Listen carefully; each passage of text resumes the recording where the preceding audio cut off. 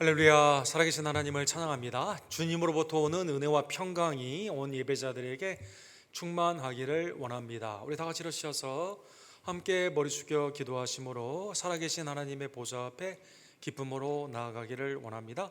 내가 전심으로 주께 감사하며 신들 앞에서 주께 찬송하리이다.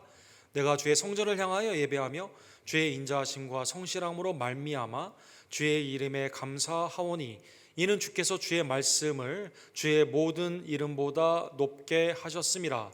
내가 간구하는 날에는 주께서 응답하시고 내 영혼에 힘을 주어 나를 강하게 하셨나이다. 여호와께서 나를 위하여 보상해 주시리이다. 여호와여, 주의 인자하심이 영원하오니 주의 손으로 지으신 것을 버리지 마옵소서. 아멘.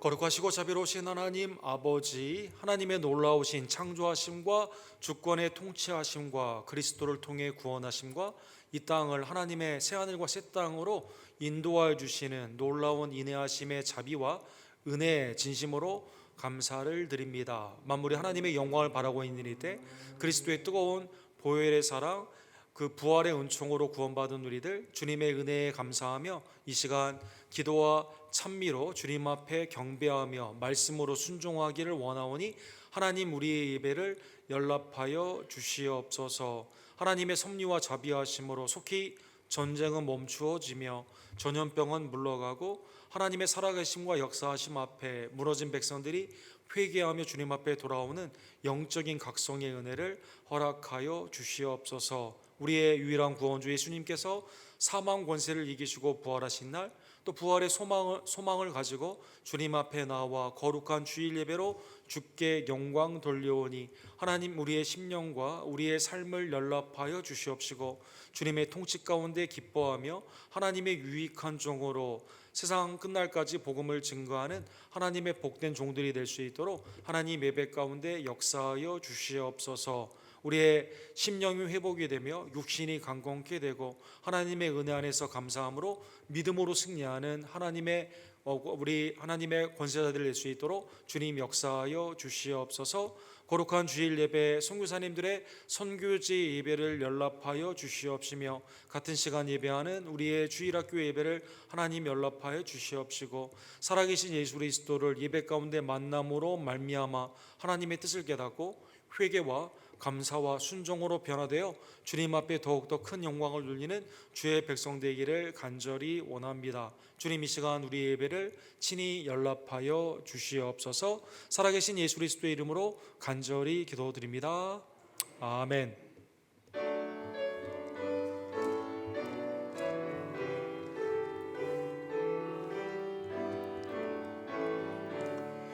내 영혼아 찬양하라. 주님 앞에 엎드려 구속하신 넓은 은혜 높이 찬양하여라. 할렐루야 할렐루야. 영원하신 하나님, 환난 중에 성도들을 구원하여 주셨네. 노하심과 더디하고 인자심 넘치니 할렐루야 할렐루야. 신실하신 하나님,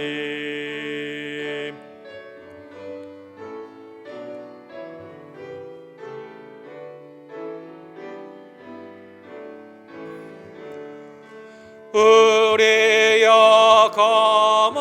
하시는 주 항상 지켜주시고 인자하신 그 손으로 보여주시니 할렐루야 할렐루야 자비하신 하나님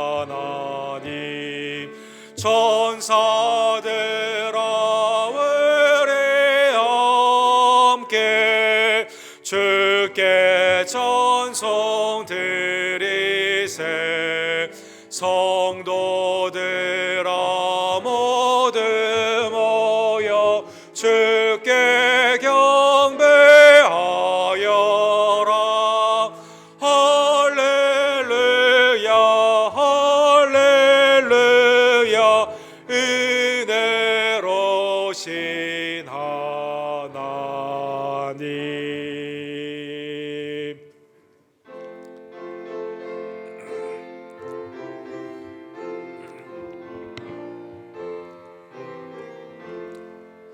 이 몸의 소망 무언가 우리 주 예수뿐일세 우리 주 예수밖에는 믿으리 아주 없도다 주 나의 반석이시니 그 위에 내가 서리라 그 위에 내가 서리라 무섭게 바람이는 밤 물결이 높이 설렐 때 우리 주 크신 은혜에 소망에 닿을 줄이라 주 나의 반석 위에 내가 서리라 그 위에 내가 서리라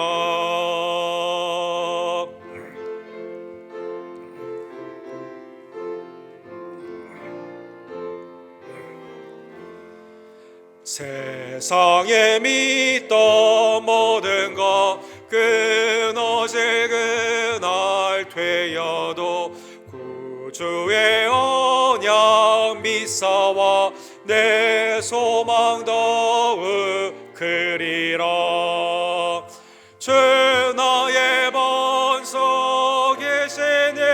그 위에 내가 서리라 그 위에 내가 서리라 바라던 천국 올라가 하나님 앞에 배울 때 구주의 의를 힘입어 어여지 바로 서리라 주 나의 반석이시니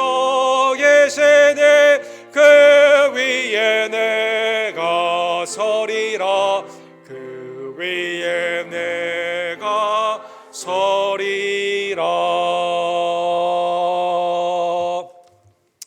한 주간의 삶을 뒤돌아보며 하나님은 그리스도의 보혈로 우리의 죄를 사해 주시고 하나님의 의의 병기로 사용하기를 원하시지만 우리는 여전히 육신의 정욕과 안목의 정욕과 이생의 자랑 가운데 거할 때가 얼마나 많이 있던지요. 하나님 이 시간 애통하며 통에 자복하는 심령으로 주님 앞에 우리의 죄를 고백하오니 이 시간 그리스도의 보혈로 용서하여 주시옵소서. 심령과 입술과 행함 가운데 있었던 죄를 주님 앞에 온전히 고백합시다.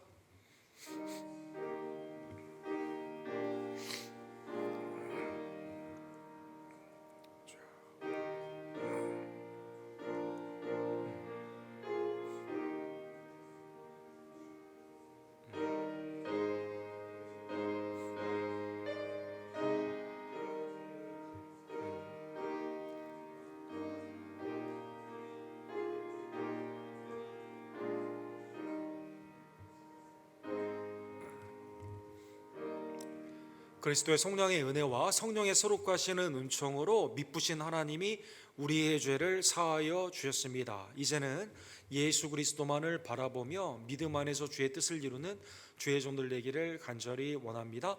사도신경으로 우리의 신앙을 함께 주께 고백합시다.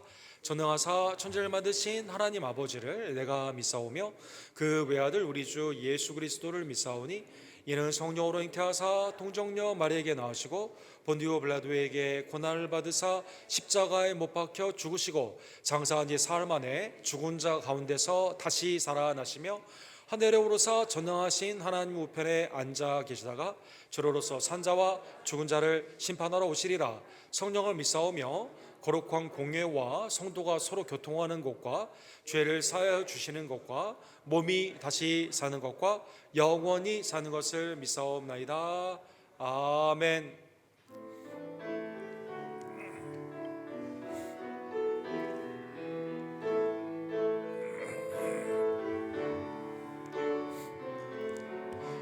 은혜 아니며 나서지 못하네. 십자가의 그 사랑 능력 아니며 나서지 못하네. 은혜 아니며 나서지 못하네. 놀라운 사랑 은혜 아니며 나서지 못하네. 은혜 아니며 나서지 못하네. 십자가의 그 사랑 능력 아니며 나서지 못하네. 은혜 아니며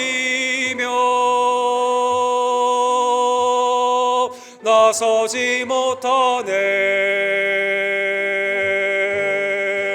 놀라운 사랑 그 은혜 아니며 나서지 못하네. 아멘. 자리에 앉아 주실 때 조정수 권사님께서 우리를 위해서 기도해 주시고 김경수 집사님께서 하나님의 말씀을 대독해 주시겠습니다.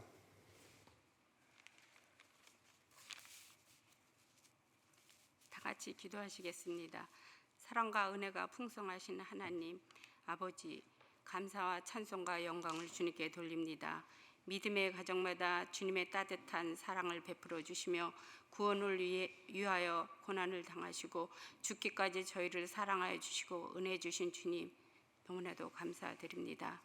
전쟁과 기근과 전염병으로 고통받는 많은 세상의 사람들, 형제 자매들, 하나님의 자비와 긍휼을 베푸시어 멈춰 주시길 간절히 기도드립니다. 예배를 통해 삶의 방향을 결정하고 진리대로 살아갈 수 있는 은혜가 넘치는, 또한 사랑이 넘치는 언덕교회 성도님들이 다 될 수 있도록 주님 도와주시옵소서.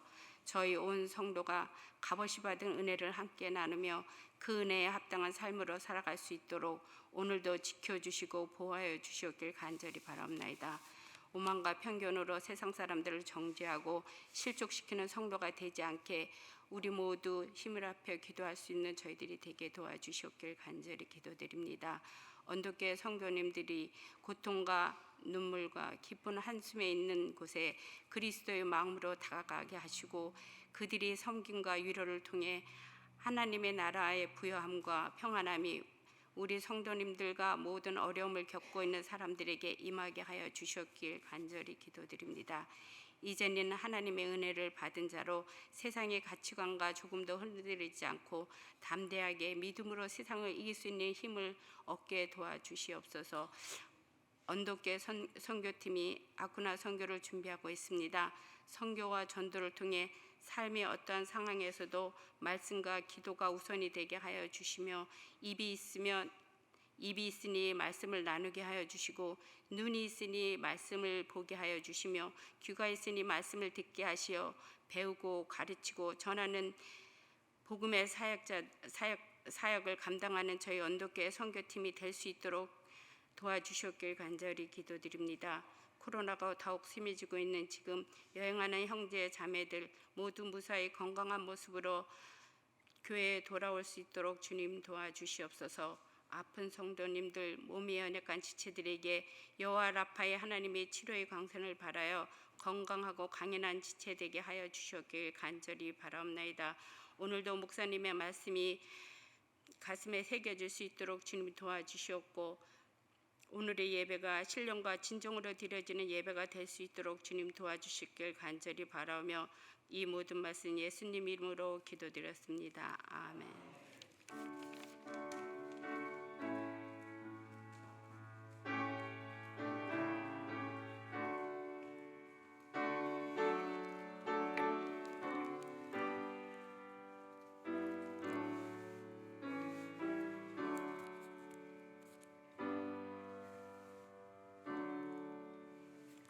하나님의 말씀을 봉독해 드리겠습니다. 사도행전 15장 1절부터 11절 말씀입니다. 어떤 사람들이 유대로부터 내려와서 형제들을 가르치되 너희가 모세의 법대로 할례를 받지 아니하면 능히 구원을 받지 못하리라 하니 바울 및 바나바와 그들 사이에 적지 아니한 다툼과 변론이 일어난지라 형제들이 이 문제에 대하여 바울과 바나바와 및 그 중에 몇 사람을 예루살렘에 있는 사도와 장로들에게 보내기로 작정하니라. 그들이 교회의 전송을 받고 베니게와 사마리아로 다니며 이방인들이 주께 돌아온 일을 말하며 형제들은 다 크게 기쁘게 하더라.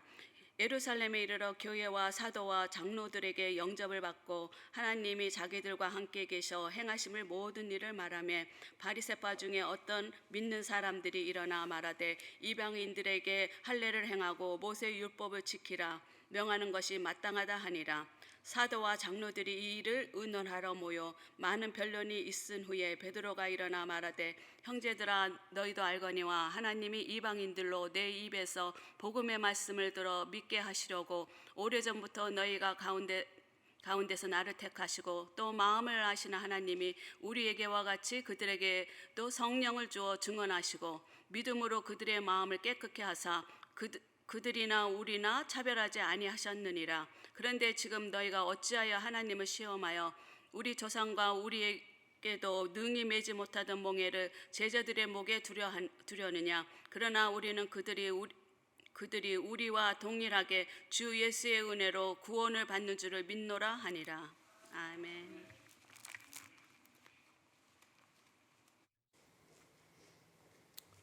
우리 함께 기도하시고 사도행전에 매우 중요한 우리 율법과 복음에 관한 하나님의 은혜의 말씀을 상고하기를 원합니다.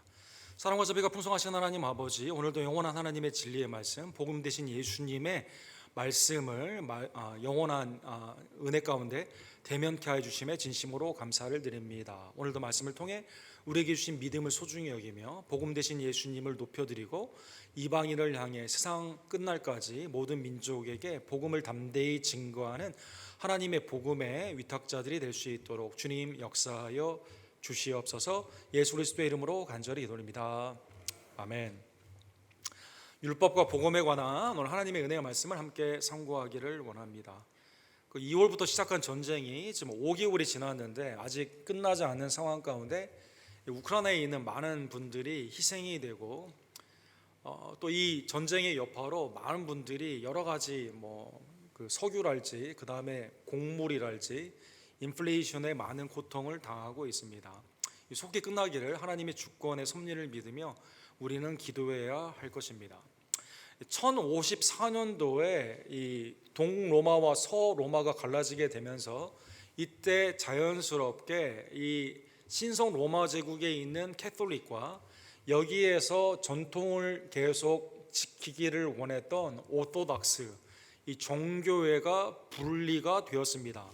1054년이니까 벌써 거의 1150년이 이렇게 지났죠. 굉장히 오랫동안 이 오토닥스 교회는 하나의 교회를 이루면서 연합으로 나아가게 된 것이죠. 그런데 이제 전쟁으로 말미암아 러시아와 형제로 같이 있었던 우크라이나에 있는 그 종교회가 분리를 하게 되었습니다. 2018년도에 일단 분리의 과정이 시작되게 되고 지난 5월 달에 완전하게 단절이 되면서 우크라이나에 있는 교회 재단에는 러시아에 있는 종교의 사제들이 와서 말씀을 증거하지 못하고 또 어떠한 경우에도 함께 교류하지 못하게 되는 완전한 분리가 일어나게 되었습니다. 분리의 이유에는 당연히 이 크릴이라고 하는 러시아의 종교의 사진의 오른쪽에 두 번째 보이는 이 사람이 푸틴의 이 허수아비 노릇을 하면서 우크라이나에 침략한 것을 인정하고 또 거기에 있는 우크라이나 교회들도 지금 굉장히 많이 파괴가 되었는데 200여 교회가 파괴가 되었다고 합니다. 이 모든 것이 악을 향한 하나님의 전쟁의 승리라고 말을 하면서 핍박자로 되었기 때문에 우크라이나에 있는 사람들의 입장에서는 러시아의 종교회가 더 이상 복음이 없고 주님의 뜻을 행하지 않는다는 이유로 결별이 되게 된 것입니다. 여기에 대해서 푸틴도 마찬가지고 이 크릴이라는 러시아 종교회 수장이 야 그래도 우리 형제인데 우리가 연합을 해야 되는 거 아니냐, 연합해야 된다라고 주장을 하면서 우리는 하나다라고 계속 말을 하고 있는 것이죠. 복음을 온전히 믿지 않고 교회가 정권의 허수아비로 사람들을 살상을 하고 침략을 하는 일에 오히려 신학적인 이유를 제공하게 된다면 그게 온전한 교회일까요? 그러한 교회 테두리의 명색을 가지고 있는 곳과 연합을 하는 것은 하나님이 기뻐하는 연합일까요? 그렇지 않을 것입니다. 복음 안에 연합이 되어야 되고 하나님의 뜻 안에 있는 교회는 가스펠, 오늘 본문에 나오는 복음을 잃어서는 되지 않는데 복음의 핵심을 잃게 되면 교회의 교회다움이 잃어버리게 되게 되는 것이죠. 오늘 본문을 보게 되면 사랑하는 성도 여러분, 안디옥의 파송을 받았던 바울과 바나바가 하나님의 놀라운 성령의 역사로 곳곳에 가게 되면서 하나님의 구원의 역사에 쓰임을 받게 됩니다. 구보로로 시작한 지도에 보시면 구보로를 지나서 안디옥, 이고니온, 루스트라, 데베까지 하나님의 은혜의 역사로 유대인들은 오히려 회당에서 말씀을 듣는 것을 거부하고 핍박을 하는데 이방인들은 예수 그리스도를 영접을 하는 하나님의 놀라운 구원사를 경험하게 됩니다. 이제 안디옥 교회로 돌아오며 1차 선교 여행의 보고를 하게 되죠. 이방인들에게 믿음의 문을 여신 것을 보고했다. 오늘 보면 사도행전 14장 27절과 28절에 본문 앞에 있는 내용을 보면 그렇게 기록이 되어 있습니다. 하나님의 놀라운 신비의 역사 가운데 갇혀져 있던 비밀스럽게 여겨졌던 이 복음이 풀어지게 되었을 때 오히려 이방인들이 예수님을 영접하게 되면서 살아계신 하나님을 찬양하고, 근데 반대로 구약에 있는 약속들을 가졌던 유대인들은 예수님을 믿지 않을 뿐만 아니라 믿는 자들을 핍박하는 그 일 가운데 여전히 하나님의 나라는 이방인을 향해 계속 확장이 되고 있었던 것입니다. 15장의 오늘 본문에 보면 이제 안디옥 교회에 돌아와 이 기쁨의 이방인의 구원의 역사를 보고를 하게 되었는데 유대 예루살렘으로 봤던 어떠한 형제들이 오늘 본문의 15장 1절에 보면 너희가 모세의 법대로 할례를 받지 아니하면 능히 구원을 받지 못하리라. 복음과 반대되는 율법의 말을 증거하고 있었다는 것입니다. 예루살렘에 아마 파송을 받은 것을 보게 되면 오늘 본문 후반부에도 나오는 것처럼 전에 유대교회에 있다가 예수님을 믿었던 그러나 여전히 교회의 중요한 포지션으로 율법을 중요시 여기는 자가 예수님만으로는 구원이 부족하고 그를 믿는 것으로만 부족하고 예수님 플러스 이거를 이제 지저스 플러스 무브먼트라고 하죠. 예수님으로는 필요 충분 조건이 되지 않고 우리가 뭘 더해야 되는데 그것은 율법의 모세의 율법을 할례를 비롯한 율법의 순종이 있어야만 된다는 것입니다. 이것은 예수님이 증거하신 예수님이 보여주신 복음의 내용과 반대되는 내용이 됩니다. 예를 들어 비시니아 안디옥에서 바울 사도가 복음을 증거할 때 사도행전 13장 39절에 보시면 복음의 내용이 이렇게 되어 있습니다. 모세 회당에서 증거할 때 모세의 율법으로 너희가 의롭다 하심을 얻지 못하던 모든 일에도 모세의 율법으로는 의롭다 칭함을 못 받아요. 모세의 율법으로 우리가 구원을 받지 못합니다. 그런데 이 사람을 힘입어 예수 그리스도를 힘입어 믿는 자마다 의롭다 하심을 얻는 이것이니라. 복음이 뭐냐? 예수 그리스도로 말미암아 예수님을 믿는 자에게 하나님이 우리를 의롭다 칭해 주신다라는 것입니다. 구원은 복음으로 피로 충분 조건 다 이루어진 거죠. 복음 대신 예수님이 다 이루신 것입니다. 믿는 자에게 차별 없이 하나님이 구원하여 주신다는 것입니다. 그런데 예루살렘으로부터 온 어떠한 자들은 너 그게 아니라 할례도 받아야 되고 그 다음에 율법도 지켜야만 구원을 받게 된다라고 다르게 가르쳤다는 것입니다.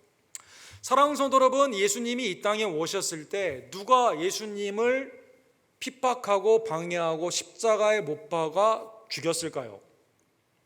무리들이 그렇게 했나요? 가난한 자들이 그랬습니까? 병자들이 그랬습니까? 귀신 들린 자가 그랬습니까? 그게 아니라 율법을 잘 안다고 생각하는 대제사장과 서기관과 바리새인과 사두개인들이 예수님을 모세의 율법으로 시비를 걸면서 이걸 책을 잡아 예수님을 죽이기를 원했다라는 것입니다. 여러 가지 사건들이 쭉 나와 있는데 크게 네 가지의 사건을 생각해 볼 수가 있습니다. 결혼의 제도에 관련되어 있는 모세의 율법으로 예수님을 시험했습니다. 마태복음 19장에 보면 모세는 이혼 증서를 주라고 그랬는데 어떤 경우에 그러면 이 결혼에 남자가 아내를 버릴 수 있습니까? 라고 질문을 하게 됩니다. 질문 자체가 상당히 남성 편향적이죠. 남편이 아내를 버리는 것이 당연한데 어떤 경우가 됩니까? 예수님께 그렇게 질문을 했습니다. 예수님은 여기에 대해 너희가 마음이 완고하기 때문에 죄의 고집으로 그렇게 한 것이지 사실 남자가 부모를 따라 여자와 연합한 하나님이 하나 된 것은 나누지 못하게 된다. 음행한 연구 외에는 안 된다. 주님이 말씀하여 주신 것입니다. 요한복음 8장에 보면 바리새인들이 현장에서 간음하던 여인을 잡아와 모세의 율법에는 돌을 던져 죽이라고 그랬는데 당신은 뭐라고 말합니까? 어떻게 했으면 좋겠습니까? 이렇게 질문하게 됩니다. 남자는 잡아오지 않고 여자를 잡아오게 됩니다. 이때 예수님이 땅에 글을 쓰시면서 너희 중에 죄 없는 자가 먼저 돌을 던지라라고 했을 때 양심의 가책을 받아 나이가 든 순서대로 돌을 놓고 가게 되는 것이죠. 나도 너를 정죄하지 아니하노니 이제는 죄를 짓지 말라. 주님이 이 여인을 해방시켜 주시게 되는 것입니다. 누가복음 10장에 보면 율법사가 질문합니다. 모세의 계명 중에 어떤 게 가장 큰 계명입니까? 라고 질문하게 됩니다. 하나님을 사랑하고 내 이웃을 내 몸과 같이 사랑하는 것이다. 이게 율법의 완성이다. 주님이 이렇게 알려주시게 됩니다. 마태복음 22장에 보면 사두개인들이 모세의 율법을 가지고 질문을 하게 됩니다. 형이 죽었을 때 형수를 계수하게 되는 이 형수 수치에 관련되어 있는 법이 있는데 다 형제들이 죽었을 때 7 형제가 죽었을 때 누가 이 아내의 남편입니까? 사두개인들은 부활도 믿지 않았는데 여기에 대해 질문을 하게 되는 것이죠. 예수님이 너희가 천국에 대해 모르면서 천국도 믿지 않으면서 그런 질문을 하느냐? 천국은 시집가고 장가가지 않는 천사와 같다. 이 땅의 결혼의 제도가 천국에서 예수님의 신랑됨과 성도의 신부됨으로 완성이 되는 그것을 천국의 가르침으로 예수님이 알려주시게 됩니다. 마태복음 12장에 보면 바리새인들이 제자들을 쫓죠. 왜 제자들은 안식일에 여행을 하고 왜 밀밭에서 이렇게 막 음식을 먹고 이거 잘못된 거다. 요한복음 9장에 보면 날 때부터 앞을 못 보는 자를 눈을 띄게 하는 이게 기쁨의 소식이 아니라 오히려 왜 안식일에 이렇게 고쳐줬냐라고 시비를 걸게 됩니다. 예수님은 안식일의 주인이 되시죠. 생명의 은혜 가운데 하나님의 은혜가 안식일에 있다면 오히려 더 기쁜 것이죠. 그래서 눈을 뜬 자가 야 너희들 예수님 제자가 되려고 자꾸 나에게 묻냐? 라고 하게 됐을 때 바리새인이 뭐라고 말하죠? 우리는 모세의 제자다. 이렇게 율법의 제자라고 말을 하게 됩니다. 궁극적으로 이게 다 쌓이게 되면서 예수님을 십자가에 못 박아 죽이게 되는 성전에 관련된 율법, 안식일에 관련된 율법으로 예수님을 십자가에 못 박아 죽게 합니다. 요한복음 7장에 보면 예수님은 총체적인 이러한 율법으로 예수님을 죽이려고 하는 자들에게 이렇게 되묻습니다. 모세가 너희에게 율법을 주지 아니하였느냐? 너희 중에 율법을 지키는 자가 없도다. 너희가 어찌하여 나를 죽이려 하느냐? 율법 자체가 잘못된 건 아니에요. 율법으로 정죄하는 자들이 문제인 거죠. 왜? 본인도 안 지키거든요. 본인도 율법으로는 의롭다, 하나님의 은혜의 구원을 받을 수 없는 죄인인 걸 알거든요. 그래서 주님이 왜 나를 율법으로 죽이려고 하냐? 되묻는 것이다라는 것입니다.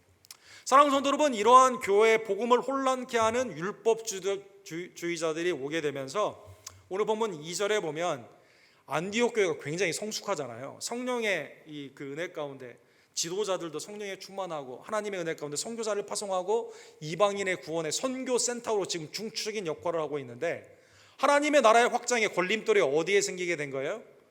이방인들 때문에 생긴 게 아니라, 아니 하나님의 은혜의 약속을 받은 유대인들이 와가지고 이렇게 하니까 이거 예루살렘에 한번 문의를 해야겠다라고 하면서 예루살렘 총회에 문제를 제기하게 됩니다. 많은 다툼이 있은 후에 바울과 바나바를 여기에 파송을 하게 되는 것이죠.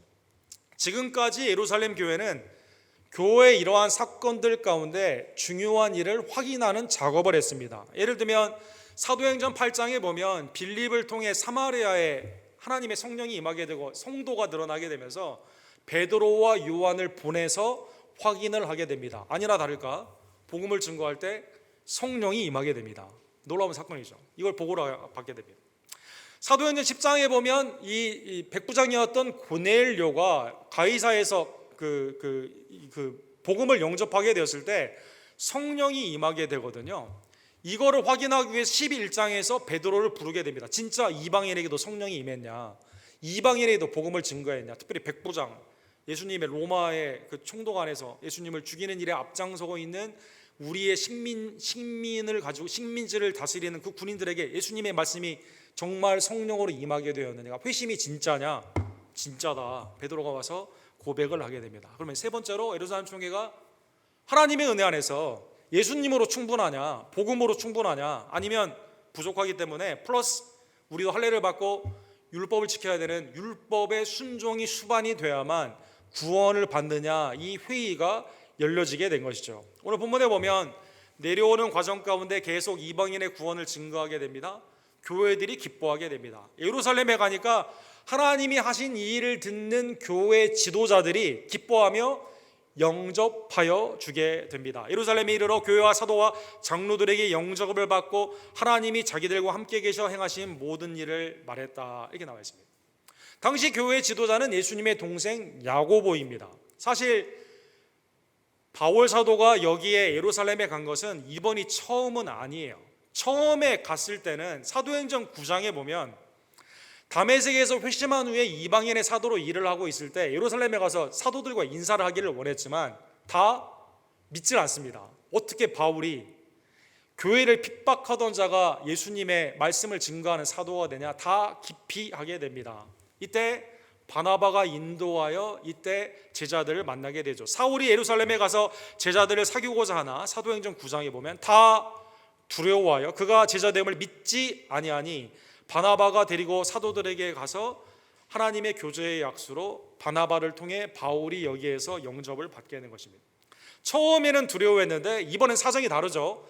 진짜 하나님의 성령의 역사가 바울 사도를 통해 이방인의 사도로 이렇게 놀라운 은혜가 있게 되니까 여기에 사도들이 기쁨으로 영접을 하게 된 것입니다. 다 환영을 한 건 아닙니다. 5절과 6절에 보면, 오늘 본문에 보면 바리새파 중에 어떤 믿는 사람들이 일어나 말하되, 자, 회의가 열리는 겁니다. 먼저 누가 말을 이랬습니까?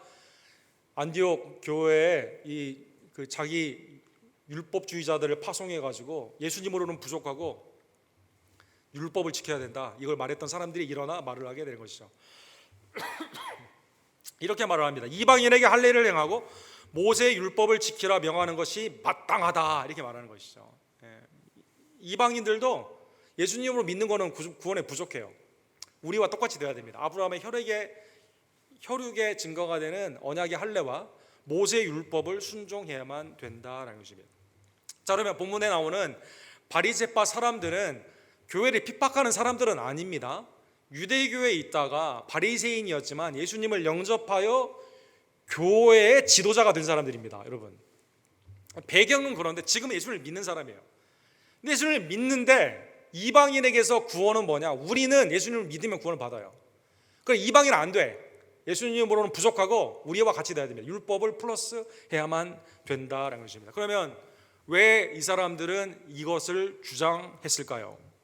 예수님을 안 믿는 건 아닌데 잘못 믿는 이 사람들이 성경의 배경을 통해 이렇게 주장하는 오용된 말씀들이 있습니다. 세 가지로 생각해 볼 수가 있습니다. 먼저 창세기 17장 3절에 보면 하나님이 할례를 아브라함의 모든 식구들에게, 남자들에게, 심지어 객과 노예들이나 아니면 이방인이라도 아브라함의 집에 권속에 들어오게 되면 8일 만에 할례를 행하라 이렇게 말하게 됩니다. 할례를 말하면서 창세기 17장 13절에 이렇게 되어 있습니다. 너희 집이나 난 자든지 너희로 돈으로 산 자든지 할례를 받아야 하리니 이에 내 언약이 내가 살에 있어 영원한 언약이 되려니와.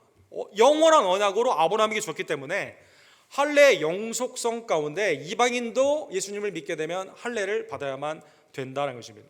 할례를 받지 않으면 어떻게 됩니까? 끊어지게 되는 거죠. 그래서 창세기 17장 3절에 그 말씀을 인용을 했습니다.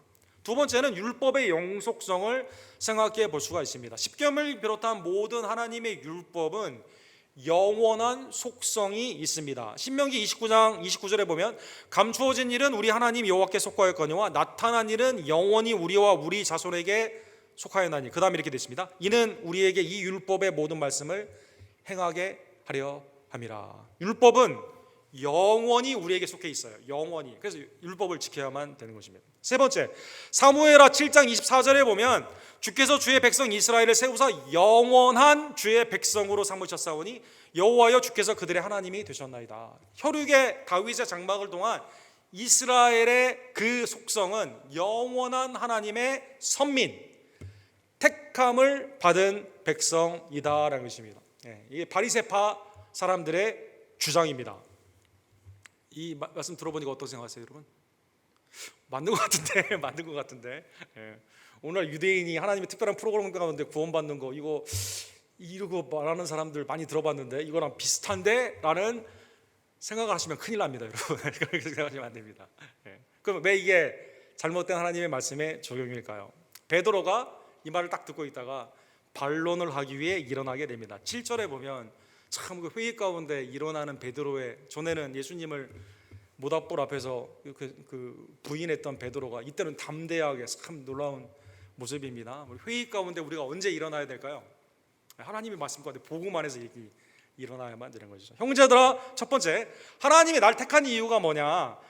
하나님이 이방인들로 내 입에서 복음의 말씀을 들어 믿게 하시려고 오래전부터 너희 가운데서 나를 택하셨다, 이렇게 말하고 있습니다. 베드로가 하나님의 말씀을 증거하는데 누구에게 증거하는 거예요? 이방인에게 내가 증거하도록 주님의 부르심을 받았다는 것입니다. 베드로는 마태복음 4장에 보면 세베대의 아들들과 함께 같이 어부의 일을 하다가 주님이 나를 따르라 하게 되는 그 마음 가운데 이걸 버려두고 주님을 따르게 되죠. 사람 낚는 어부로 부르심을 받았습니다. 가이사라 빌립보에서 주는 그리스도시요 살아계신 하나님의 아들이라고 믿음의 고백을 하게 되는데 이 믿음의 반석, 고백 위에 주님의 교회가 세워지게 되고 음부의 권세가 이기지 못하게 하는 하나님의 교회의 승리의 약속을 받았습니다. 요한복음 18장에 보면 주님을 3번 부인했죠. 세 번째는 저주함에 부인을 했습니다. 그런데 주님이 요한복음 21장에 보면 내가 나를 사랑하느냐 3번 부르시고 내 양을 먹이라. 하나님의 목양 가운데 회복하여 주셨습니다. 갈라디아서 2장에 보면 야고보와 더불어 교회 기둥이다, 이렇게 말하고 있습니다. 베드로의 소명과 사명은 사람 낚는 어부 가운데 어부였던 베드로가 부르심을 받았는데 누구를 향해? 이방인을 향해 복음을 증거하도록 부르심을 받았다는 것입니다. 그렇죠. 주님은 마가복음 16장에 보면 만민에게 복음을 증거하라고 그랬죠. 마태복음 28장에 보면 너희는 가서 모든 족속으로 그 복음을 증거하라고 나와 있습니다. 그렇죠. 성부 성자 성령 이름으로 세례를 주고 내가 너에게 분부한 모든 것을 가르쳐 지키게 하는데 모든 족속, 모든 민족에게 가서 복음을 증거하라라고 말씀하셨습니다. 이스라엘의 나라가 이때 회복됩니까? 사도행전 1장에 이 질문을 했는데 주님이 이스라엘의 나라가 아니라 성령이 오직 너희에게 임하게 되면 예루살렘과 온 유다와 사마리아와 땅끝까지 내 증인이 되리라. 이방인을 향해 부르심이 있다는 자기 그 부르심 가운데 있는 소명을 여기에서 확인하고 실제로 어떻게 했죠? 복음을 고넬료에게 가서 증거를 하고 이방인에게 성령이 임하게 되는 것을 가시적으로 확인했다는 것입니다. 첫 번째로 베드로의 부르심은, 모든 사도, 모든 성도의 부르심은 어디에 있을까요? 복음을 증거하는 거죠. 내 족속에게만 나가는 게 아니라 모든 민족에게 복음을 증거하는 것이다라는 것입니다. 두 번째, 8절에 보면 또 마음을 아시는 하나님이 우리와 같이 그들에게도 성령을 주어 증언하셨다 이렇게 나와 있습니다. 이거는 베드로에게 사역을 통한 성령의 역사성을 말하고 있습니다. 하나님은 유대인에 관한 복음을 증거할 때 성령을 주셨을까요? 아닙니다.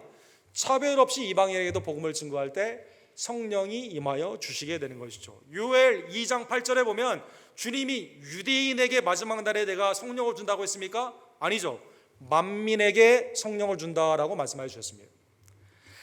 너희 자녀들이 장래일을 말하며 늙은이들은 꿈을 꾸며 젊은이들은 이상을 볼 것이며 내가 내 영을 남종과 여종에게 남녀노소 차별 없이 만민에게 부어주신다라는 것입니다. 이 사건이 어디에 나타나죠? 사도행전 2장에 보면 120명의 성도들에게 성령이 임하였습니다. 복음을 듣는 3,000명의 성도들에게 성령의 회심의 역사로 일어나게 됩니다.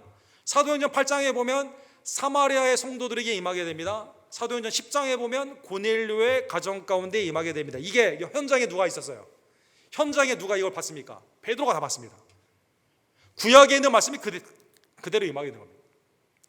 사도행전 13장에 보면 안디옥 교회에 그대로 임하게 되었다는 것입니다.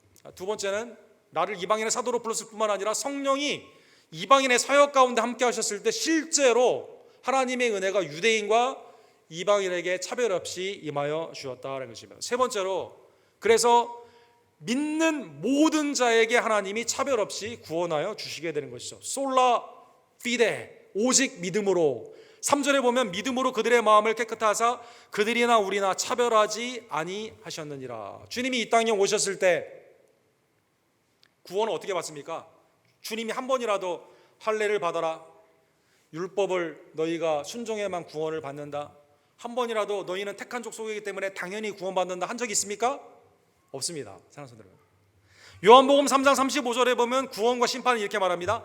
예, 아버지께서 아들을 사랑하사 만물을 다 그 손에 주셨으니 아들을 믿는 자에게, 요한복음에 45번 나옵니다. 믿는 자에게 구원이 있는 거예요. 믿는 자에게. 3장 34절에는 하나님이 보내신 이는 하나님의 말씀을 하나니 이는 하나님이 성령을 한량없이 주시님이라. 성령을 누구에게 주죠? 믿는 자에게 한량없이 주시는 거죠. 아들에게 순종하지 아니하는 자에게는 영생을 보지 못하고 도리어 하나님의 진노가 그 위에 있느니라. 예수님을 믿으면 영생의 구원을 받고 믿지 않으면 심판을 받는 겁니다. 혈육은 관계가 없습니다. 할례나 무할례나 아무 효력이 없습니다.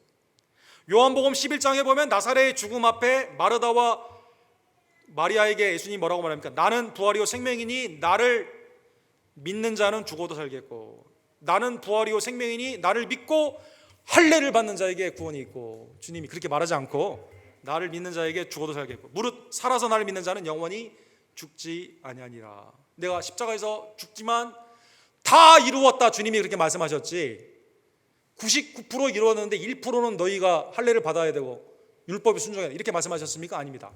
다 이루었다. 오직 구원은 믿음으로 받는다라는 것입니다. 왜? 주님이 다 완성하셨기 때문에. 네 번째로 여기에 뼈를 때리는 바리새파 사람들에게 이렇게 말하죠. 10절에 보면 그런데 지금 너희가 어찌하여 하나님을 시험하여 우리 조상과 우리도 능히 매지 못하던 몽해를 제자들에게 제 목에 두려워하느냐. 핵심은 어디 있어요? 야, 율법 할례 받고 율법 지키라고 하는 너희들도 안 지키면서 어떻게 지키라고 하냐, 구원을 위해서. 말도 안 된다는 것이죠. 그래서 스데반 집사님의 7장, 사도행전 7장에 보면 구약이 어떻게 조명이 됩니까? 이스라엘은 하나님의 은혜의 언약을 받은 건 사실이에요. 그 언약은 좋은 겁니다. 근데 그 언약을 누가 파기했죠? 율법을 누가 파기했죠? 아니 10계명을 받고 내려오는 그 장면에도 이스라엘은 뭘 했어요? 금송아지 만들어 놓고 거기서 춤추고 예배드리지 않았습니까? 10계명이 그래서 깨졌지 않습니까? 사랑하는 여러분, 언약은 누가 깼어요? 인간이 깬 거죠. 아담의 언약, 노아의 언약, 아브라함의 언약, 모세의 언약, 다윗의 언약 다 인간이 다 깼다는 것입니다. 왜? 지키지 못했기 때문에.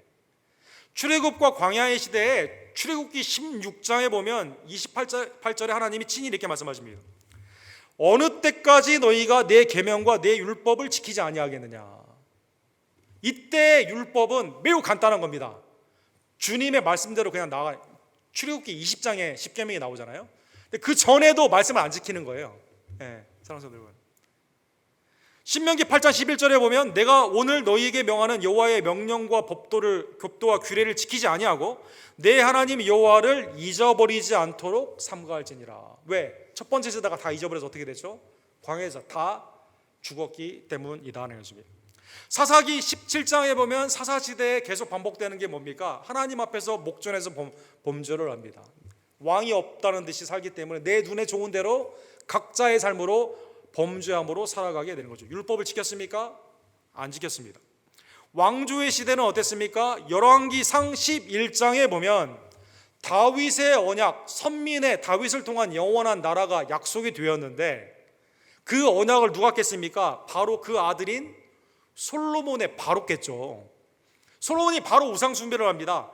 열왕기상 11장 11절에 보면 여호와께서 솔로몬에게 말씀하시되 내가 이러한 일이 있었고 또 내가 내 언약과 내게 명령한 법도를 지키지 아니하였으니, 우상을 성전에 막 데려오지 않습니까? 우상을 온갖 이방인의 여인들을 성전에 들어오지 않습니까? 우상이 난무하는 그때, 그래서 언약을 지키지 않았고 법도를 지키지 않았기 때문에 내가 반드시 이 나라를 내게서 빼앗아 내 신하에게 주리라. 언약이 잘못된 건 아니에요. 근데 지키지 않았다는 데 문제가 있다는 겁니다. 율법을 지키지 않았다는 것입니다. 말라기 2장 9절에 보면 포로의 시대도 마찬가지죠. 말라기 2장 9절에 이렇게 됐습니다. 너희가 내 길을 지키지 아니하고 율법을 행할 때 사람에게 치우치게 하였으므로 나도 너희로 하여금 모든 백성 앞에서 멸시와 천대를 당하게 하였느니라. 그때도 지키지 않은 겁니다. 그 나라가 망한 거예요. 영원한 나라의 언약이 있었는데 망하게 되었다는 것입니다. 궁극적으로 사랑하는 성도 여러분, 아브라함이 할례를 행해서 의롭다 칭함을 받았습니까? 그게 아니라 17장의 할례가 아니라 15장의 하나님의 약속을 믿음으로 말미암아 의롭다 칭함을 받게 되는 것이죠. 아브라함은 믿음의 조상이지 할례의 조상이 아니다는 것입니다. 여러분과 제가 찬양할 때 할례의 조상 아브라함은 8명의 아들이 있었는데요, 그 중에 하나, 그 다음에 가사가 생각납니다. 믿음의 조상 아브라함, 믿음의 조상 아브라함. 사랑하는 성도 여러분, 사랑하는 성도 여러분, 오늘 베드로의 신학자들은 베드로의 설교 중에 오늘 본문을 가장 중요한 설교로 보게 됩니다. 율법은, 하나님이 은혜로 우리에게 주신 율법은 죄를 깨닫게 하는 기능이 있는 거죠. 가장 중요한 기능입니다. 로마서 3장 20절에 보면 그러므로 율법의 행위로 그 앞에서 의롭다 하심을 얻을 육체가 없나니 율법으로는 죄를 깨달음이라. 그렇죠? 율법, 이스라엘에게는 율법, 이방인에게는 양심, 죄를 깨달을 수 있는 하나님의 은혜 가운데 내가 죄인이구나 깨닫게 해주는 거죠. 야, 아담의 속성 안에서 정말 의로운 자는 한 명도 없구나, 나의 죄를 깨닫게 해주십니다. 율법은 나로 하여금 실망케 합니다. 절망케 합니다. 죄의 값은 사망이구나, 하나님의 심판에 대한 두려움을 갖게 한다는 것입니다. 하나님이 하라 하는 율법에 복이 있지만 하지 말라 하는 그 일 가운데 행하게 되었을 때는 순종 가운데는 복이 있고 불순종 가운데 심판이 있게 되는데, 살면 살수록 돌을 먼저 내려놓고 간 사람들처럼 뭘 깨닫게 됩니까? 내가 얼마나 큰 죄인인가를 율법을 통해 깨닫게 해주신다는 것입니다. 구약에 그래서 사랑하는 성도 여러분, 그 깨달을 때마다 어떻게 합니까? 제사를 통해 죄사함의 은혜를 받게 되는 것이죠. 궁극적으로 우리에게 하라 하지 말라 하는 것이 아니라 하나님이 직접 하신 우리가 하지 않는 복음, 아들을 우리에게 주시고 아들이 십자가에서 못 박혀 죽으심으로 말미암아 죄를 사해 주시며 믿는 자에게 부활의 영생에 그리스도 안에 있는 생명을 복음으로 허락하여 주셨다는 것입니다. 사랑하는 성도 여러분, 크라낙이라고 유명한 우리 루터 종교개혁 이후에 신학적인 그림을 많이 그린 그림이 있습니다. 이분이 그린 그림을 한번 보십시오. Law and Gospel 이렇게 되어 있습니다. 율법과 복음이다. 율법. 아담 안에 있는 자가 율법의 죄를 깨닫게 되면서 시체 방향으로 가는 거예요. 지금 내 인생은 결국 하나님 심판 가운데 이렇게 멸망하는구나. 그런데 구약에 있는 엘리야, 모세, 세례 요한이 그거 보지 말고 너를 위해 십자가에 못 박아 주신 복음, 예수님이 이미 하나님이 다 하신 거 거기를 봐라. 거기에 생명이 있다.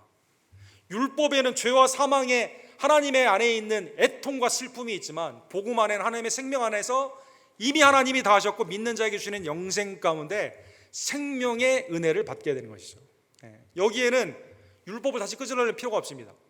율법의 완성은 예수님이시고 율법이 우리를 위해 성취하신 사망의 그 죄값은 주님이 십자가에서 다 페이 오프, 다 해결해 주셨기 때문에 주님을 믿는 자에게 하나님의 생명의 은혜를 허락하여 주시게 되는 것이죠. 그래서 결론 11절에 보면 그래서 오직 그리스도의 은혜로 충분하게 구원을 받는 것입니다. 율법을 더할 필요가 없다는 것입니다. 11절에 보면 그러나 우리는 그들이 우리와 동일하게 주 예수의 은혜로 구원받은 줄을 믿노라. 여기 종교개혁에 세 가지가 다 나오죠. 오직 믿음, 오직 은혜, 하나님의 말씀인 복음, 오직 말씀. 사랑하는 성도 여러분, 사랑하는 성도 여러분, 이 회의에 참여한 사람들을 보십시오. 이 가운데 은혜로 구원받지 않은 자가 있습니까? 오늘 예배에 참여한 우리들을 보십시오. 우리 가운데 오직 은혜로 구원받았지 우리의 공로로 구원받은 사람이 있습니까? 베드로 3번 부인하지 않았습니까? 아니 혈육이라면 예수님과 같은 갈릴리 출신이고 3년 동안 같이 따랐기 때문에 할례도 받았고 자동적으로 구원받아야 되잖아요. 아닙니다. 예수님 3번 부인했습니다. 그러나 주님이 은혜로 구원하신 거죠. 바울 바리새파 가말리엘의 수월에 있었잖아요. 그런데 그 율법으로 뭘 했어요? 믿는 자를 죽이지 않았습니까? 죄인 중에 교수 아니었습니까? 그러나 하나님이 은혜 가운데 그를 구원하여 주신 거죠. 오늘 회의의 마지막 말을 하고 하나님의 복음을 확인한 예수님의 동생 야고보, 마가복음 3장 21절에 보면 예수님을 미쳤다 했다 나옵니다. 예수님의 가족들이 예수님 말씀 증거하지 못하도록 미쳤다고 합니다. 복음을 증거할 때 말리려고 바깥에 서 있는 거예요. 사람들이 물어봐요. 당신의 어머니와 동생들이 밖에 서 있다고. 예수님이 그때 뭐라고 말하죠? 누가 나의 어머니요 누가 나의 형제요 자매냐? 아버지의 뜻대로 행하는 자가 나의 형제요 자매니라, 어머니라. 이 말씀을 천국의 가족됨으로 말하지 않았습니까? 야고보, 아니 혈육으로 말을 하면 자동으로 구원받아야 되죠, 그죠? 예수님과 그 어머니의 배를 나눈 사이인데, 동생인데, 해프 브라더인데, 예수님은 근데 미쳤다 했다니까요. 율법으로는, 인간의 혈육으로는 그랬다니까요. 그러나 은혜로 구원을 받았다는 것입니다. 여러분과 저도 마찬가지입니다. 하나님의 말씀에 율법을 깨달으면 깨달을수록 죄가 마음에 깨닫게 되고 내가 죄인이고 내가 멸망받을 수 없지만, 그러나 복음 안에서 여러분과 제가 구원, 하나님이 하신 그 일로 말미암아 그리스도의 십자가로 죄사함의 은혜를 받게 되고 부활로 하나님의 자녀가 되는 놀라운 축복을 받게 되는 것입니다. 오직 은혜로 구원을 받는 것입니다. 회의가 끝났습니다. 회의에 반론을 제기한 사람이 있었을까요? 아까 바리새파 사람들 어디 있습니까? 성경에 침묵합니다. 침묵합니다. 이 다음부터는 어떻게 될까요? 복음의 사역이 오직 복음으로 하나님의 나라가 확장이 되게 되는 것이죠. 만약 연합하는 게 좋지, 그래 할례도 좀 받게 하고 그냥 모세 율법도 지키라고, 예수님은 부족하고 플러스 뭘 해야 된다 이렇게 하자라고 했다면 하나님의 나라는, 교회는 무너지게 되는 거죠. 복음 안에서 복음이 없어지게 되면서, 상실하게 되면서. 그러나 하나님의 성령의 은혜 가운데 복음의 소중함을 알고 말씀 그대로를 증거했던 자들을 통해 더 이상 반론이 없습니다. 복음이 하나님의 나라 가운데 확장이 되게 되는 것입니다. 자, 오늘 본문의 말씀을 깨달으며 사랑하는 성도 여러분, 우리의 유일한 은혜의 구원주 되신 예수님께 나는 아무것도 하지 않았지만, 죄만 행했지만, 나를 위해 십자가를 지고 부활하신 예수님께 감사하는 주의 종들 되기를 간절히 원합니다. 요한복음 1장 17절에 보면 율법은 모세로 말미암아 주어진 것이요 은혜와 진리는 예수 그리스도로 말미암아 온 것이니라. 내가 곧 길이요 진리요 생명이니 나를 말미암지 않고는 아버지께로 올 자가 없느니라. 그리스도의 십자가와 부활의 진리 되심으로 말미암아 인격 되신 그 진리로 우리가 구원받았음을 감사하며 은혜 가운데 주께 감사하는 주의 종들 되기를 원합니다. 로마서 3장 23절과 24절에 보면 루터는 이 말씀 안에 율법과 복음이 같이 있다 이렇게 말해 주십니다. 모든 사람이 죄를 범하였음에 하나님의 영광에 이르지 못하더니, 이건 율법이죠. 내가 주의 이름을 깨닫게 되고 내가 영광에 이르지 못하거나. 복음은 어디 있을까요? 그리스도 예수 안에 있는 속량으로 말미암아 하나님의 은혜로 값없이 의롭다 하심을 얻은 자가 되었느니라. 율법에서 끝나면 되지 않죠.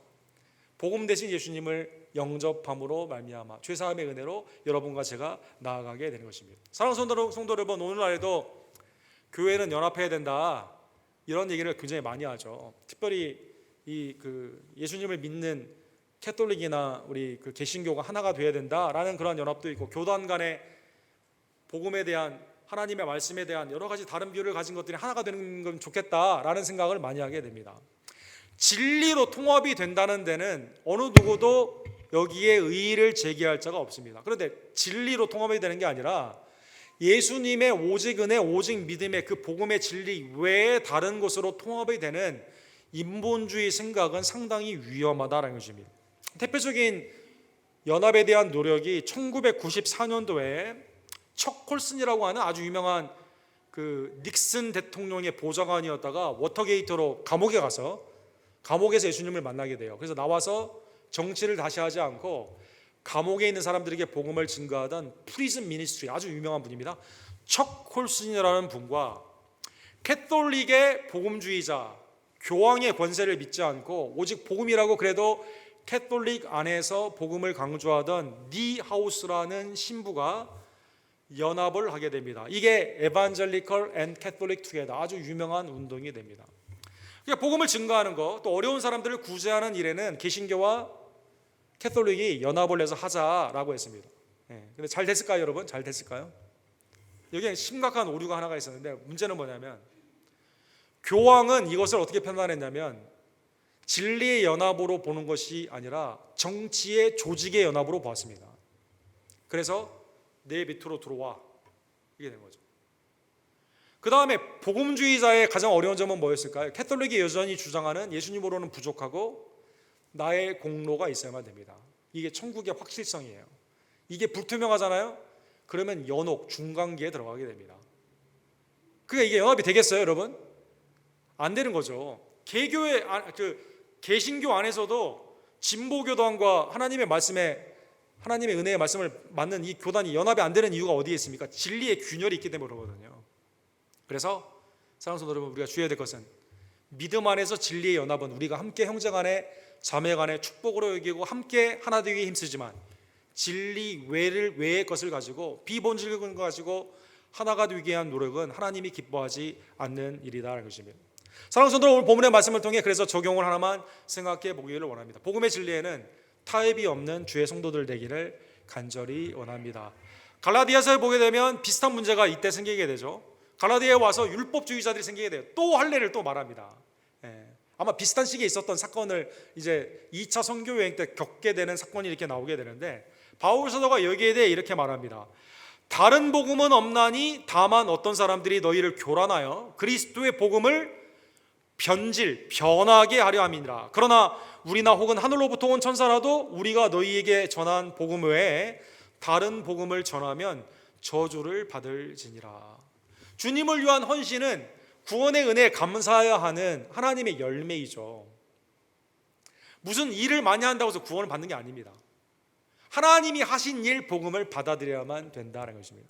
다른 복음은 없고 천하에 구원받을 만한 다른 이름은 하나님이 주신 일이 없기 때문이다라는 것입니다.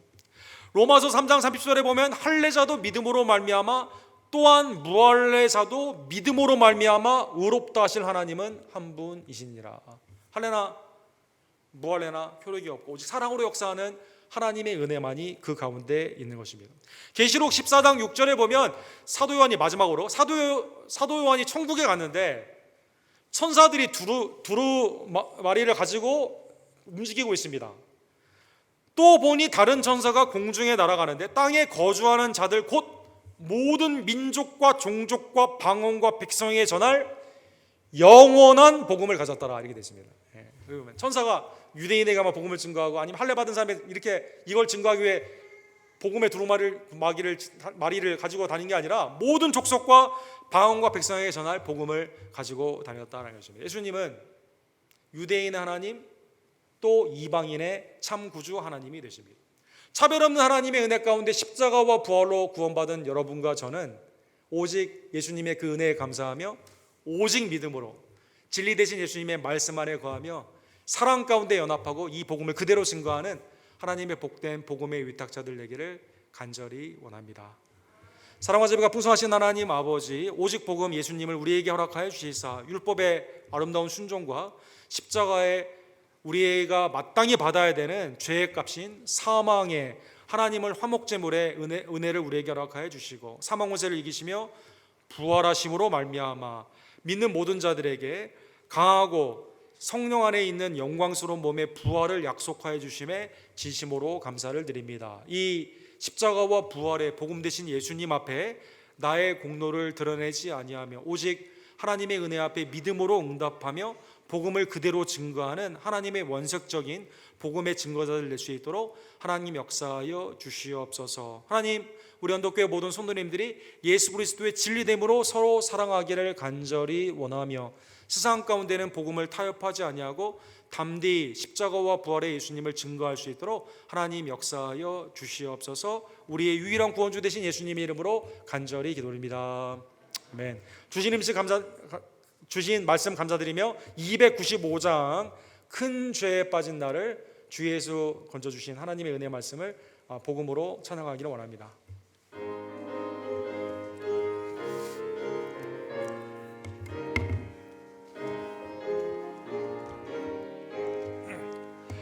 큰 죄에 빠진 나를 주 예수 건지사 그 넓은 품에 다시 품으신 은혜는 저 바다보다 깊고 저 하늘보다 높다. 그 사랑 영원토록 나 찬송하리라. 날로 더욱 귀하다. 날로 더욱 귀하다. 한이 없이 넓은 우리 주의 사랑 날로 더욱 귀하다. 옛날에 유대 땅에 주 예수 다닐 때 그 은혜 받으려고 그 물이 모였네. 눈먼 자 병든 자를 다 고쳐주셨으니 나 같은 죄인까지 그 은혜 받도다. 날로 더욱 귀하다. 날로 더욱 귀하다. 한이 없이 넓은 우리 주의 사랑 날로 더욱 귀하다.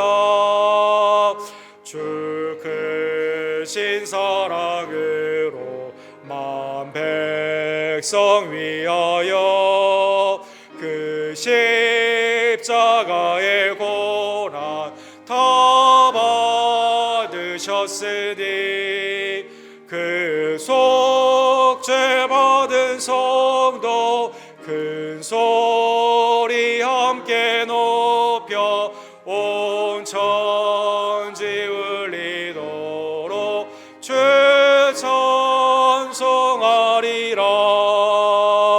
날로 더욱 귀하다. 날로 더욱 귀하다. 한이 없이 넓은 우리 주의 사랑 날로 더욱 귀하다. 하나님 예수 그리스도의 십자가의 사랑 부활의 사랑을 그 은혜를 받았기에 이 시간 감사함으로 주님 앞에 우리의 삶을 예물로 드리기를 원합니다. 주님, 나의 기도의 제목과 나의 삶의 예배와 믿음의 소원을 이 시간 연락하여 주시옵소서. 구원의 감사함으로 하나님의 소송의 은혜를 기억하며 믿음으로 이 시간 준비한 예물을 하나님께 정성껏 드리기를 원합니다.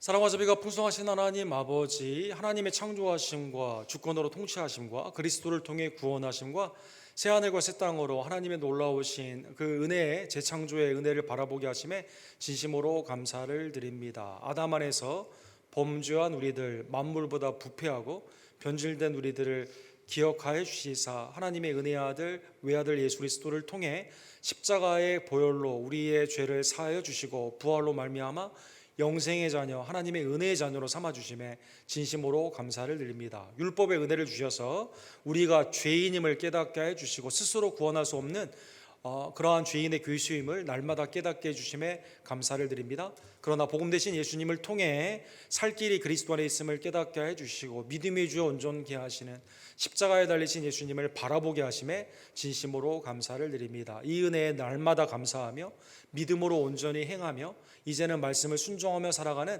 하나님의 복된 백성들 될 수 있도록 주님 역사하여 주시옵소서. 지금도 성령의 역사를 통해 믿지 않는 이방인들을 불러주시고 하나님의 나라의 권속으로 삼아주심에 진심으로 감사를 드립니다. 교단의 외지와 내지의 성도사님들의 하나님의 복음의 놀라운 역사로 이 시간 함께하여 주시옵소서. 김성호 선교사님과 조재명 목사님, 데이빅 목사님의 아랍권의 사역과 다민족의 사역에 주님께서 함께하여 주시며 기도로 하나님 앞에 의탁하며 믿음으로 준비하는 아쿠나의 미션 가운데서도 하나님의 복음의 증거가 나타나기를 간절히 원합니다. 14년 전에 우리 교회를 세워주시며 한결같은 은혜로 지금까지 친히 에베네셀의 은총으로 인도하여 주심에 감사를 드립니다. 우리의 교회의 미래가 우리의 순종 안에 하나님의 주권의 손 안에 있음을 다시 한번 깨달으며 오직 하나님께 순종하고 복음을 증거하며 예배를 쉬지 아니하고 기도와 말씀으로 홍황케 되는 하나님이 보시기에 기뻐하시는 우리 언덕교회 될 수 있도록 주님 역사하여 주시옵소서. 성령 안에 주신 은사로 말미암아 각양의 직분과 또 하나님의 일을 할 수 있는 달란트를 주심에 진심으로 감사를 드립니다. 맡은 자에게 구할 것은 충성임을 깨달으며 오직 하나님이 내게 주신 팀 사역들과 순회 모임들과 선교의 모임 가운데 힘쓰고 애쓰는, 그러므로 그리스도 안에서 영광의 30배, 60배, 100배의 열매를 주님 앞에 드리는 하나님의 아름다운 종들 될 수 있도록 주님 함께하여 주시옵소서.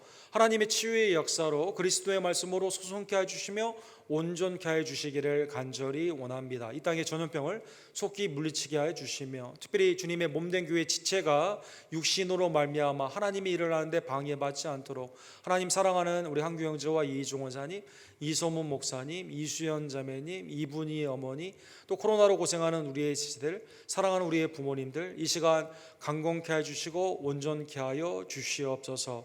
하나님이 우리에게 기업으로 맡겨주신 우리의 자녀를 기도와 말씀으로 온전히 길러 나가기를 간절히 원합니다. 하나님, 우리 언덕교회 모든 가족들을 그리스도 은혜 안에서 화평케 하여 주시고 평강의 은혜 가운데 강건케 하여 주시옵소서.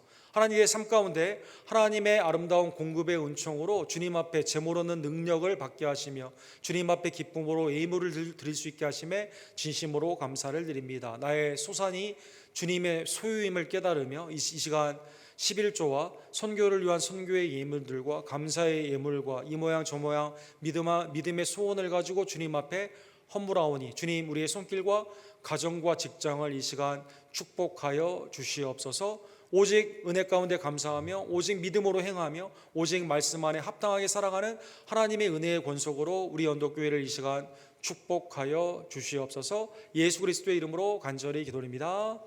아멘.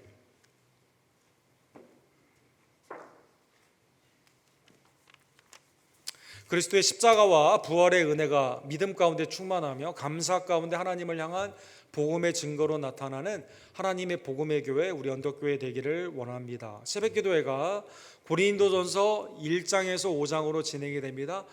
새벽에 제단에 나와 함께 기도하며 또 각자의 자리에서 함께 기도해 주시기를 부탁을 드립니다. 지난주부터 새가족 훈련이 시작되게 되었는데 우리 주아론 선도님 이번에 입교하시게 되는데 위에서 축복하며 기도해 주시기를 바랍니다.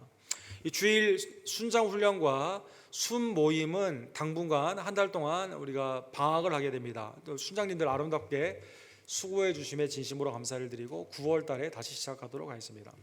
8월 마지막 주일 28일은 우리 교회 설립 13주년이 되는 복된 날입니다. 주위에 있는 분들을 초대하고 특별히 우리 박용성 집사님, 안수 집사님으로 임직하게 되는데 여러분 위에서 계속 기도해 주시기를 부탁을 드립니다. 격주로 저희가 식사 예찬을 하게 되는데 다음 주에 식사 예찬이 있습니다. 여러분 날짜가 거기 나와 있는데 7월 31일, 8월 14일, 28일 이렇게 8월달까지 이렇게 예정이 되어 있는데요. 혹시 자원하시거나 후원하기를 원하시는 분들, 봉사하기를 원하시는 분들은 우리 조홍란 권사님에게 알려주시기를 부탁을 드립니다. 다른 광고는 주보를 참조해 주시기 바랍니다. 오늘 기쁨으로 함께 예배를 드린 우리 이성옥, 김인숙 성도님 우리 함께 자리에 오셨는데 자리에 잠깐 일어서 주시면 우리 박수로 우리 환영하도록 하겠습니다. 환영합니다. 환영합니다. 예배 끝나고 우리 함께 교제해 주시기를 부탁을 드립니다. 다 같이 일어서셔서 함께 마지막 찬양 부르시고 주님의 순종으로 나아가기를 원하며 축도로 예배를 마치기를 원합니다.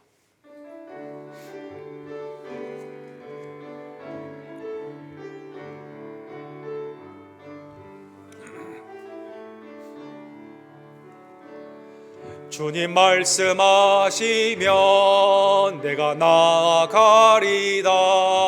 주님 뜻이 아니면 내가 멈춰서리다.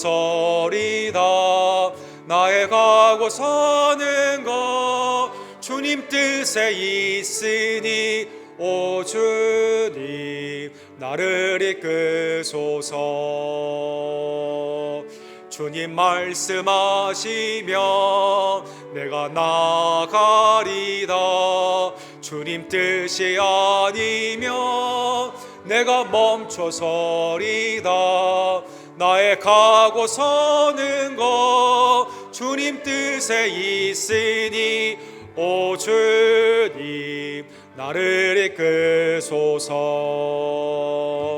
뜻하신 그곳에 나 있기 원합니다.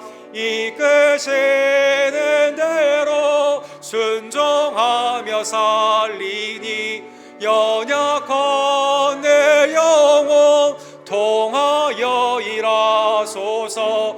주님 나라와 그 뜻을 위하여 뜻하신 그곳에 나 있기 원합니다. 이끄시는 대로 순종하며 살리니 연약한 내 영혼 통하여 일하소서. 주님 나라와 그 뜻을 위하여 오 주님 나를 이끄소서. 지금은 죄악 가운데 멸망의 길로 가던 우리들을 긍휼히 여겨 주시사 이 땅에 강림하시며 순종하시고 십자가에 못 박혀 죽으시며 부활하여 주신 우리의 유일한 구원주 예수 그리스도의 은혜와 아들을 믿는 자에게 영생을 허락하여 주시는 아버지 하나님의 긍휼하신 사랑하심과 성령 하나님의 담대히 복음만을 증거케 하시는 능력 임하여 주심이 나를 구원하신 것이 한량없는 하나님의 은혜임을 깨닫고 감사함으로 복음을 그대로 증거하기를 간절히 원하는 우리 언덕교회 성도님들 머리 위에 온 예배자들 머리 위에 지금부터 영원토록 함께 있을지어다. 아멘.